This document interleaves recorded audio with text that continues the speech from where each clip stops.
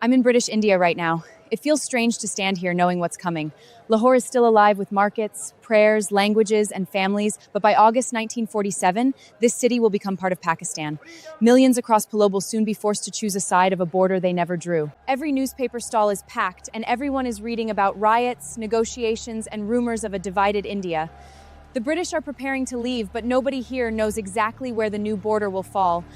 That uncertainty is making the whole city feel like it's holding its breath. A lot of people wonder why partition happened. The short answer is that many Muslim leaders believed Muslims would be politically marginalized in a Hindu-majority India. They wanted their own state. The hastily drawn borders led to mass migration and lots of violence. Millions also died. One of the worst conflict zones right now is Punjab in northern India. The province has been divided between India and Pakistan. And because entire communities try to migrate at once, violence, fear, and revenge are spreading across the region. Let's head north now. This is where the fear turns real. In 1947, violence spread through Punjab and Bengal as communities that had lived beside each other for generations were suddenly divided by politics and panic. You can see people running with only what they can carry. The railway stations are completely overwhelmed. Trains became the main escape route during partition, but they were overcrowded, dangerous, and terrifying. People are climbing onto roofs because missing this train could mean being trapped on the wrong side. These families are leaving villages where their grandparents lived. The partition created one of the largest forced migrations of the 20th century, with around 14 to 15 million people displaced. Most of them have no idea whether they'll ever come back. It's August 15, 1947 today, and India is officially independent. But the joy is mixed with grief because the partition is already tearing families apart. This is freedom and heartbreak happening at the same time. Pakistan actually became independent yesterday on August 14th, so while India is celebrating tonight, Pakistan has already been celebrating for nearly a full day.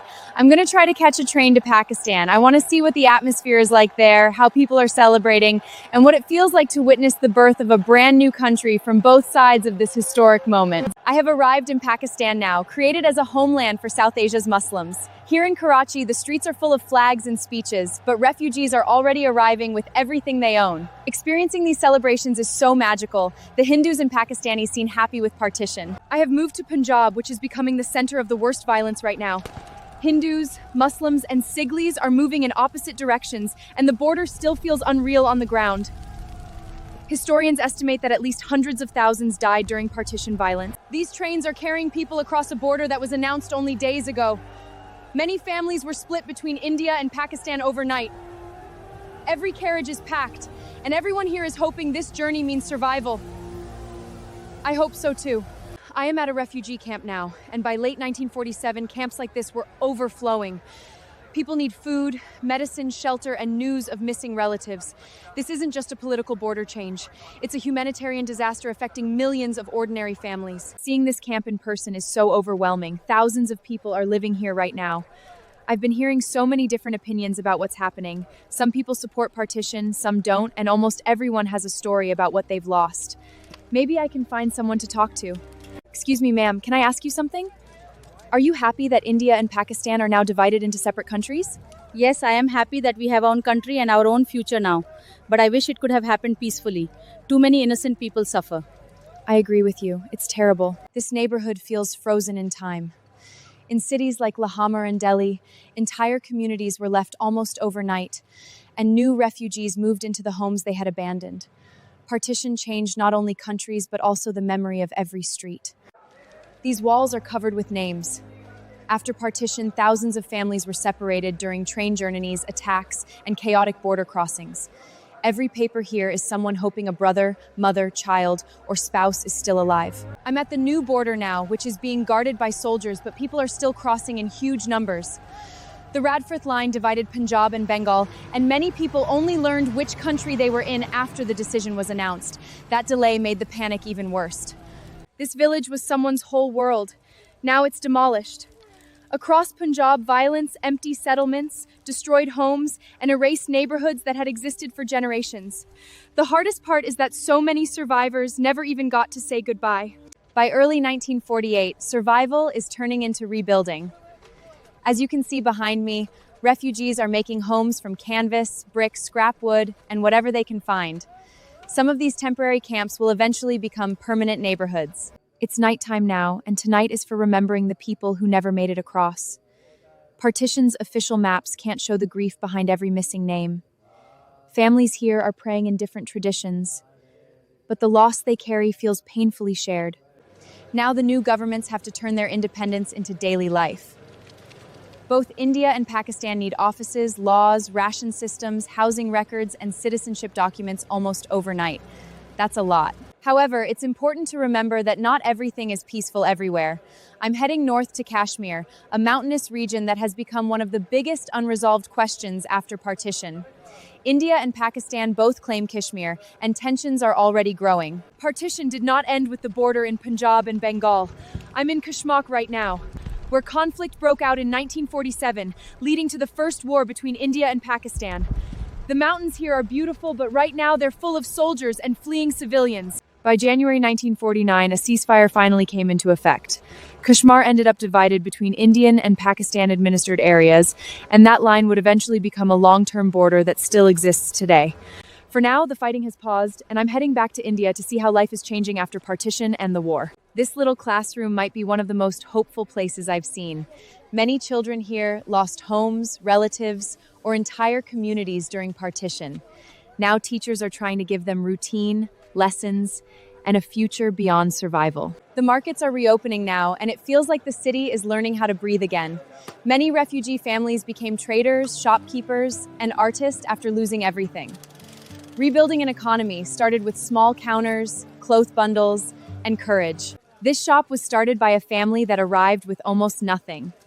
Across Delhi and other cities, refugees are being helped reshape local economies through textiles, food, trade, and small manufacturing. People are gathered around the radio because this is how nations speak to citizens now. Pakistan is trying to build institutions, identity, and stability after receiving millions of Muslim refugees. Every announcement feels like part of a new national story. I'm at the India-Pakistan border right now.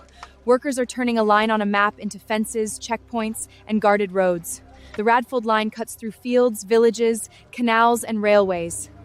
For families here, the border is now standing between relatives. It has been 1 year since independence, and the celebrations feel different now. India is proud to be free, but refugee camps, missing person lists, and broken families are still everywhere. This first anniversary carries both victory and mourning. This platform is quiet now, but 2 years ago it would have been packed beyond imagination. Railways carried refugees, soldiers, supplies, and grief across the new border. Silence here feels almost heavier than the chaos. Lahore is rebuilding now, but it is not the same city it was before partition. Many Hindu and Sikh residents have left, while Muslim refugees from India have arrived and made new homes here. The architecture has stayed, but the city's social world has changed forever. These children are learning a map that did not exist when many of them were born. In 1950, India became a republic and schools began teaching a new national story. But for all the refugee children, history is not just in books. It is in their memories. Miss, my family came from Lahore during partition. We had to leave our house and almost everything we owned. My parents said the journey was scary, but we were lucky. We made it safely to India. Now we're starting over, and they say things are getting better. Thank you for sharing that with me. By now, the border feels permanent. What began as a hastily drawn line in 1947 has become checkpoints, inspections, flags, and armed patrols. Crossing now feels like a journey through history.